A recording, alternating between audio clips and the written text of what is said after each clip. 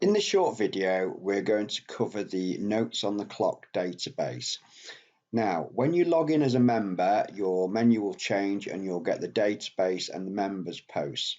The members posts are the bi-weekly posts, so we've got the Friday preview post and the Wednesday review post, and all these posts are added to the database.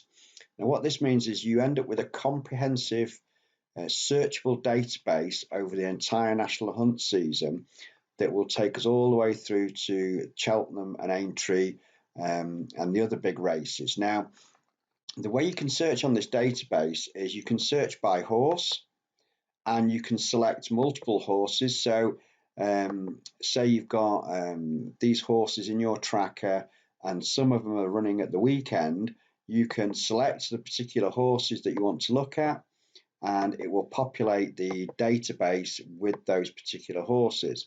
So you'll see that there's Thyme Hill and Champagne Well there, and there's previews and reviews. You can then also filter by review, so how did they actually run, and the previews of how they're expected to run.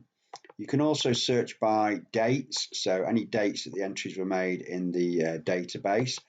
You can also search by course, so which courses are we talking about? So if we reset the filters here, and we've got, say, Thyme Hill, and we know that it's run at Chepstow and Cheltenham, but it's running at Chepstow again at the weekend, we can filter there and we'll get all the entries for Thyme Hill from Chepstow, and there happens to be a review entry. So you can filter this in any way you want. Now, what you can also do is you can print this out. So if you're going racing for the weekend and there's a series of horses that you want the information on, you just select which horses you want.